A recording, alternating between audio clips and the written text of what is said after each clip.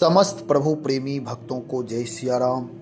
भगवान की अहेतु की करुणा और अहेतु की कृपा हम आप सब के लिए, प्राणी मात्र के लिए, पूरी समष्टि के लिए, जड़ चेतन के लिए मंगल करें, कल्याण करें। हम आप सबके हृदय में भगवान की भक्ति, भगवान नाम जप की उत्कंठा, राम रामायण से जुड़े रहने की उदात्त भावना हमेशा बनी रहे। इन्हीं मंगल कामनाओं के साथ भगवान की जो पावन गाथा है, भगवान की जो कथा है, प्राणी मात्र के लिए मंगल करने वाली है। जो व्यक्ति भगवान के प्रति कृतज्ञ नहीं है, वह व्यक्ति का कोई मूल्य नहीं होता है। कहने का मतलब यह है कि परमात्मा हमारे आपके जीवन में श्वास रूप में है। सतत हम आप श्वास ले रहे हैं, उनकी कृपा है। यदि श्वास बंद हो जाए तो इस शरीर का धन, वैभव, संपदा, मित्र, स्नेही, प्रेमी सब का मूल्य समाप्त हो जाएगा। वही सब हमारे आपके साथ विरोध करने लगते हैं, हम आप सबसे घृणा करने लगते हैं। इसलिए जब तक प्रभु की महत्ता है, जब तक उनकी कृपा है, आत्मा रूप में प्रभु हमारे आपके हृदय में विराजमान है, तभी तक इस जीवन का मूल्य है। गोस्वामी जी कहते हैं कि देखो हम आप सबकी मनस्थिति कैसी है। यदि संसार में हम किसी की सेवा कर देते हैं, थोड़ा कुछ दे देते हैं, तो उसे हम प्रिय लगने लगते हैं। अथवा हमें कोई कुछ दे देता है तो वह व्यक्ति हमें प्रिय लगने लगता है। और जो परमपिता परमात्मा सर्वस्व देने वाले हैं, सब कुछ देने वाले हैं, हर क्षण हर पल जो कृपा ही कृपा करते हैं, उन परमात्मा के ऊपर किसी का कोई ख्याल नहीं है, उनके प्रति कृतज्ञ भाव है ही नहीं। गोस्वामी श्री तुलसीदास जी महाराज दोहावली रामायण में कहते हैं, पूरा सुनिएगा। गोस्वामी जी कह रहे हैं, सब ही समरथ ही सुखद प्रिय, अक्षम प्रिय हितकारी, कबहु न काहु ही राम प्रिय, तुलसी कहा विचारी। संसार की यह दशा है कि जो समर्थ पुरुष हैं, उन सबको तो सांसारिक सुख देने वाला प्रिय लगता है, और असमर्थ को अपना सांसारिक भला करने वाला प्रिय लगता है। तुलसीदास जी विचार कर ऐसा कहते हैं कि भगवान श्री राम विषयी पुरुषों में कभी किसी को भी प्रिय नहीं लगते। संसार में विषयी कौन है? विषयी वही है जो केवल स्वार्थवश जीवन जीता है। यदि किसी का हम काम कर दिए तो हम उसके लिए भला हो गए, कोई हमारा काम कर दिया तो वह मेरे लिए भला हो गया। केवल लेन देन, स्वार्थ की पूर्ति हो। लेकिन एक बात जानते हैं, भगवान ऐसे करुणा कर दयालु हैं जो जीव मात्र पर करुणा ही करते हैं, कृपा ही करते हैं। एक कथा के माध्यम से सुने। एक बार भगवान से श्री नारद जी महाराज जाकर कहते हैं कि प्रभु, आपने वर्षों वर्ष से, जन्म जन्मांतर से सृष्टि चला रहे हैं, आदि से लेकर अभी तक। आप अब थोड़ा विश्राम करें, मुझे यह सेवा दीजिए और मैं सृष्टि चलाता हूँ। नारद जी से भगवान कहते हैं, देखिए नारद जी, आप भजन करिए, कहाँ आप सृष्टि चलाने के चक्कर में पड़ रहे हैं। यह सब हमारी ऐसी व्यवस्था है कि सब स्वतः ही चल रहा है, और आप इस चक्कर में ना पड़े। भजन करें, भजन करिए, विचरण करिए, राम नाम का, नारायण नाम का, शिव नाम का प्रचार प्रसार करिए, लोगों को वैष्णव बनाइए, भक्ति का प्रचार करिए, भगवत कथा का प्रचार करिए, लोगों को भक्ति से जोड़िए। प्राणी मात्र का कल्याण करने में आप तारक पुरुष हैं, कारक पुरुष हैं, आपका यही कर्तव्य है। नारद जी ने अनुनय विनय किया, प्रभु एक दिन की जिम्मेदारी दीजिए, भगवान तो भगवान है भक्तों की, राम सदा सेवक रुचि राखी। राम तो करुणा करहे सेवकों की, इच्छा सेवकों की, रुचि रखने वाले सेवकों के मन को रखने वाले हैं। इसलिए नारद जी कहे कि अच्छा ठीक, भगवान के अच्छा ठीक है, आप एक दिन चला कर देखें। नारद जी समाधिस्थ हो करके जैसे जो चल रहा था सारे काम किए। शाम में जाकर के भगवान से रिपोर्ट करते हैं कि प्रभु मैंने सारा काम किया, आज बैठ करके यहीं से परमात्मा अपनी कृपा दृष्टि दे दिए, अपनी सारी जिम्मेदारी दे दिए। छिप करके भगवान यानी भगवान अपनी केवल कृपा नारद के ऊपर करते रहे, भगवान की अदृश्य रूप में। नहीं तो नारद में या जीव में कहाँ समर्थता है सारी समष्टि को देखने की या सेवा करने की। लेकिन नारद जी की मनस्थिति हुई, एक व्यक्ति ऐसा था जो भगवान से प्रेम नहीं करता था, परमात्मा से द्वेष करता था। लेकिन प्रभु तो प्रभु हैं, करुणा निधान है, जीव मात्र भगवान का ही है। तो नारद जी ने, जो व्यक्ति भगवान को नित्य गाली देता था, प्रेम नहीं करता था, नारद जी को उस पर क्रोध आया। उन्होंने उस दिन ऐसे लोगों को भोजन दिया ही नहीं जो भगवान का विरोधी था या भगवान को जो नहीं मानता था। क्योंकि नारद जी भक्त हैं, उनकी दृष्टि में सारी दुनिया भक्ति ही करे, तो इसलिए वह चाहते थे।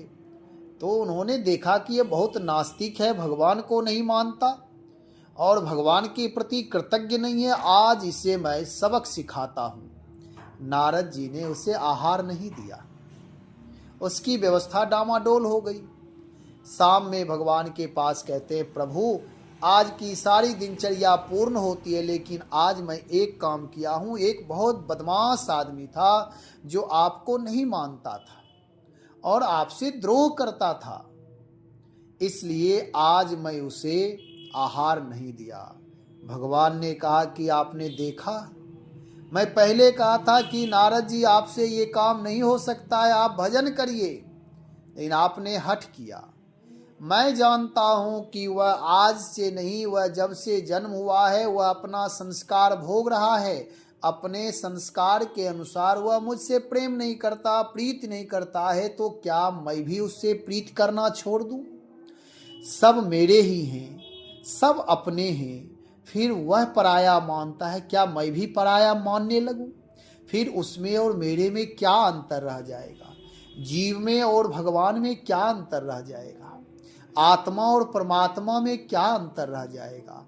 वह कर्माधीन है, संस्काराधीन है, वह प्रारब्ध अनुसार वह काम करता है, उसके ऊपर संग का प्रभाव पड़ता है। लेकिन मैं तो इन सब से परे हूँ। उसके अंदर जो दोष है वह भी मेरी दृष्टि में गुण ही है, इसलिए उसकी पहले व्यवस्था करता हूँ। भगवान तक्षण उसके लिए आहार की व्यवस्था की और नारद जी से कहा कि आपने ठीक नहीं किया। इतने दयालु, इतने कृतज्ञ प्रभु हैं। प्रभु नारद जी से कहते, नारद अपनी संतान, अपना बेटा बेटी कैसा भी हो, माँ पिता को वह प्रिय ही लगता है और माँ पिता का यह धर्म है कि वह बच्चा खराब भी हो जाए, भले वह बात ना माने, फिर भी माँ पिता हमेशा कृपा करते, करुणा ही करते हैं। वह नाराज नहीं होते, रुष्ट नहीं होते, अधिकार से वंचित नहीं करते। इसलिए नारद जी आपसे यह काम नहीं हो पाएगा। आप एक दिन की जिम्मेदारी में इतने लोगों को भूखा आपने रखा। भगवान की दृष्टि व्यापक है, करुणा है, कृपा है उनकी दृष्टि में। यहाँ कह रहे गोस्वामी जी महाराज, संसार की यह दशा है कि जो समर्थ पुरुष हैं उन सबको तो संसारिक सुख देने वाला प्रिय लगता है। जो उनकी सेवा कर दे, जो उनकी अगवानी कर दे, जो चापलूसी कर दे, जो थोड़ा कुछ में हाथ बटा दे, बस वह अपने तानाशाही में ही जीवन जी लेते हैं। उनको लगता है बस यही मेरा जीवन है, इतना ही मेरा परम धर्म है, यही सोच करके वो अपना जीवन जी लेते हैं। और जो ऐसे लोग हैं, गरीब लोग हैं, वह तो दूसरों की सेवा करके उसका मुख देखते रहते हैं। कि इनकी कृपा हो जाएगी तो हमारी रोजी रोटी चल जाएगी, परिवार चल जाएगा, बच्चे का पालन पोषण हो जाएगा। इतना ही जीवन है क्या? केवल परस्पर एक दूसरे, यह बेचारा बना हुआ है तो बेचारापना अहंकारी लोगों को प्रिय लगता है। उसे लगता है कि व्यक्ति मेरे अधीन है, मेरा सेवक है, उसे स्वामी होने का अहंकार होता है। और अगर उसकी कोई सेवा कर रहा है तो बस सेवक तक प्रिय है, परिवार प्रिय है, घर प्रिय है, गांव वाले, इतना ही सीमित। क्या मनुष्य का जीवन, मनुष्य की जीवन यात्रा इतना ही है? इतना ही नहीं है। गोस्वामी जी कहते विचार करके देखो, जो परम पिता परमात्मा हैं, जो सबके लिए कल्याण ही कल्याण, मंगल ही मंगल करते हैं, ऐसे लोग को राम जी प्रिय नहीं हो रहे। कभी किसी को भी प्रिय नहीं लगते राम जी। क्यों? इसलिए कि वह विषयी है, वह केवल अपनी इंद्रियों की तृप्ति तक सीमित है, अपने इंद्रियों की तृप्ति करने में ही लगा हुआ है। इतना ही उसका जीवन है, इससे आगे उसका जीवन नहीं है। हम आप सब भगवान की अहेतु की कृपा, उनकी करुणा, इसके प्रति कृतज्ञ रहें। मूल रूप में भगवान ही हैं। जैसे कोई चाहे कि वृक्ष बहुत फलदार है, हम पत्ते पत्ते को सींच दें तो क्या उससे काम चल जाएगा? नहीं चलेगा। उसका मूल जड़ जो है, जड़ भले ही मिट्टी के नीचे है, लेकिन यदि कोई जड़ काट देगा तो पेड़ के पत्ते को, फल को, तना को, शाखाएं को सींचते रहें, उससे कोई लाभ नहीं मिलेगा। ऐसे ही हमारे आपके लिए जीवन में परमात्मा ही मूल तत्व हैं। यदि हम परमपिता परमात्मा से, भगवान राम की शरणागति से दूर हो जाएंगे तो भले यह व्यवहार हम बनाते रहें, लेकिन यह व्यवहार काम नहीं आएगा। आप देखें, हम देख रहे हैं समाज में रह करके छोटी छोटी बातों पर जो आज मित्र हैं वही कल शत्रु हो जाते हैं। मित्र करई सत रिपु के करनी। कोई एक व्यक्ति शत्रु हो सकता है, लेकिन जब मित्र कोई शत्रु होता है तो वह सैकड़ों अनंत शत्रु का काम एक ही मित्र करता है। कारण यह है कि वह हमारे आपके बाह्य और भीतर के स्वभाव व्यवहार को जानता है। अपने लोग जब बैरी होते हैं तो उससे बहुत नुकसान होता है। कहने का मतलब कि संसार का व्यवहार हमेशा परिवर्तनशील है। लोग केवल मन तक, बुद्धि तक जीते हैं। किसी भी व्यक्ति को आप अपना हृदय का टुकड़ा मान रहे हैं, लेकिन कभी भी वह पलट सकता, आपसे विरोध कर सकता है। अपना मानिए, मैं ये नहीं कह रहा हूं कि अपना मानना दोष है, लेकिन इतना ना आसक्त हो जाए कि कल वह फिर बैरी बने तो परेशानी हो जाए। संघर्ष यदि जीवन में है तो संघर्ष से जूझिए, पलायन नहीं करना है। लेकिन कोई ऐसा उपाय हो, प्रेम हो, आपस में मैत्री हो कि आपसी संघर्ष हो ही नहीं, वाद विवाद हो ही नहीं, संवाद हो। इस तरह मैत्री भाव का विस्तार करना चाहिए। लेकिन मूल रूप में, हे प्रभु, मैं आपकी शरण में हूँ, आप ही मेरे अपने हैं, और सब अपने होते हुए भी कभी भी पराये हो सकते हैं। लेकिन प्रभु के साथ यदि तदात्म हो जाए, प्रभु की शरणागति स्वीकार कर लें, प्रभु से जुड़ जाए, तो प्रभु कभी किसी का त्याग नहीं करते। जो लोग नहीं जुड़े हुए हैं, जो भगवान से प्रेम नहीं करते, भगवान कहते सब मम प्रिय, सब मम उपजाए, सब मेरे ही अंश से और मुझे सब प्रिय हैं। लेकिन यदि हम आप प्रभु से प्रेम करने लगेंगे तो परस्पर और आनंद की प्राप्ति होगी, आह्लाद की प्राप्ति होगी।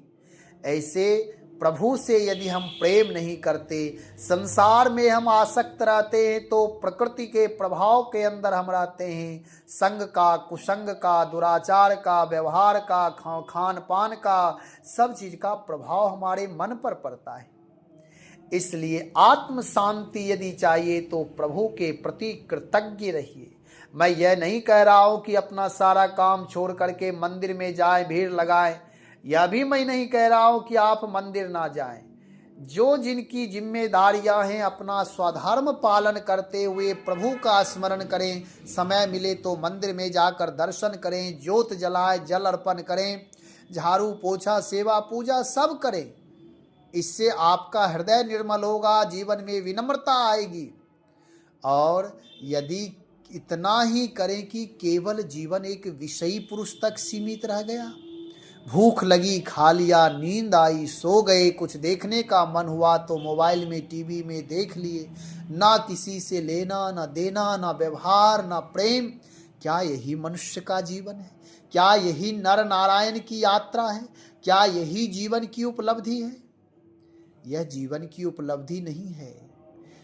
इतना तो मनुष्य भी कर ले रहा है, पशु भी कर ले रहा है। विषयी मनुष्य इतना तक सीमित रह जाते हैं। इसलिए मनुष्य जीवन परम विराट जीवन है। परम तत्व की प्राप्ति अनुसंधान के लिए जीवन है। आत्मचिंतन के लिए यह जीवन है। दूसरों के लिए, परहित के लिए अगर हम सेवा में काम आ गए तो वह परोपकार के लिए जीवन है। ऐसा नहीं कि अपने बच्चे परिवार तक ही सीमित रहे। या मैं फिर कह रहा हूं कि मैं यह नहीं कह रहा हूं कि आप परिवार का त्याग करिए। मेरी बात थोड़ा ठीक से समझें। नहीं तो मैं ऐसा नहीं कहता कि परिवार छोड़ करके आप भाग जाइए। सारी जिम्मेदारियों का निर्वाह करते हुए जैसे अपने बच्चों से प्रेम करते हैं, ऐसे अन्य बच्चों के प्रति भी, दूसरों के बच्चों के प्रति भी आपसी प्रेम रखें।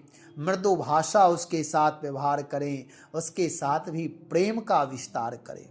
नहीं तो लोग ऐसा करते हैं, अपने बच्चों को बड़ा आदर देते, बहुत प्रेम करते हैं, बहुत लाड़ प्यार करते हैं, लेकिन दूसरे के बच्चों से वह घृणा करते हैं। इसलिए ऐसा जीवन यह व्यर्थ जीवन हो जाएगा।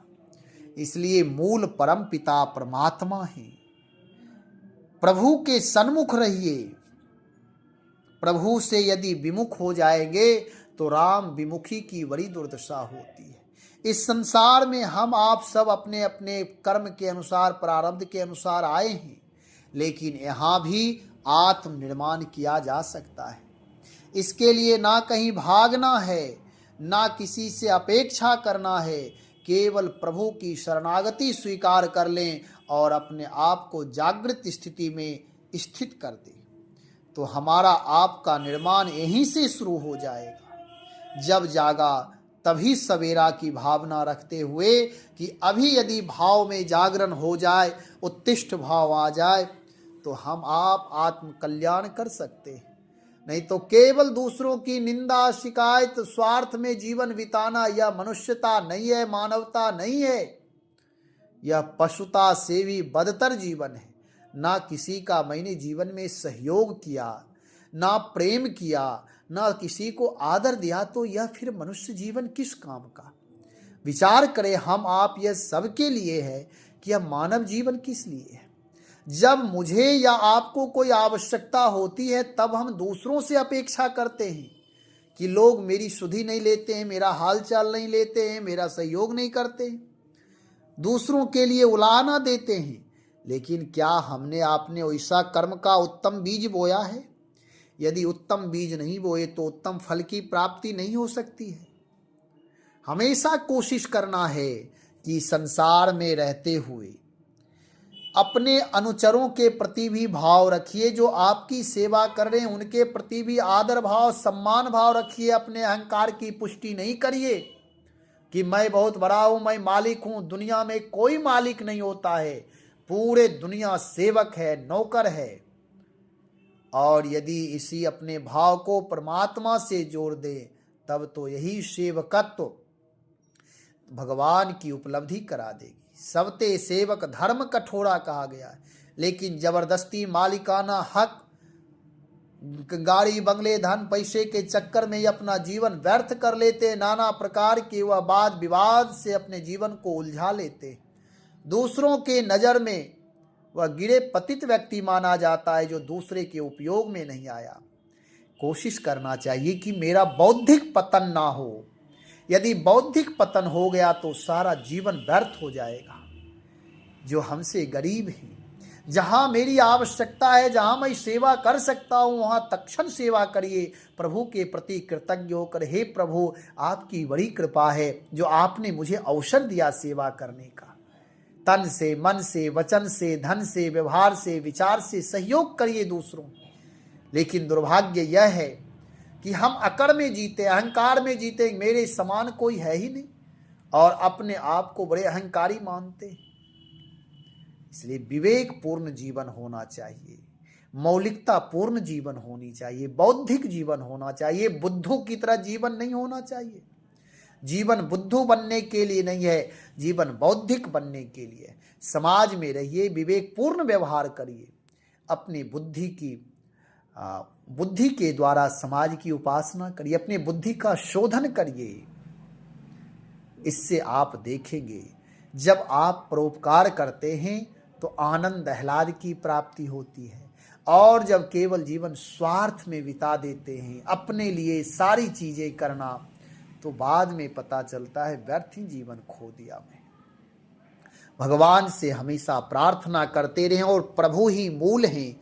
संसार में आप सेवा कर रहे हैं, नौकरी कर रहे हैं, सेवकाई कर रहे हैं, जो भी जहां कर रहे हैं वह सारी चीजें आप करें, लेकिन प्रभु से जुड़े बिना कल्याण नहीं हो सकता। इसलिए आत्म कल्याण के लिए प्रभु से जुड़े। हित परलोक लोक पितु माता राम जी, लोक की सिद्धि परलोक की सिद्धि दोनों कराते हैं। संसार में आप सेवा करते करते थक जाएंगे।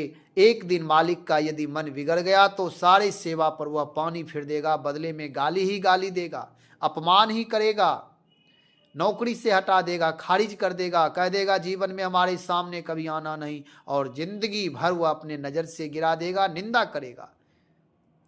और यदि आप किसी की सेवा करके प्रसन्न कर लिए तो वह लौकिक साधन दे सकता है, कुछ सेवक समझ करके, नौकर समझ कर कुछ दे सकता है, इतना ही तो करेगा, और क्या कर सकता है वह।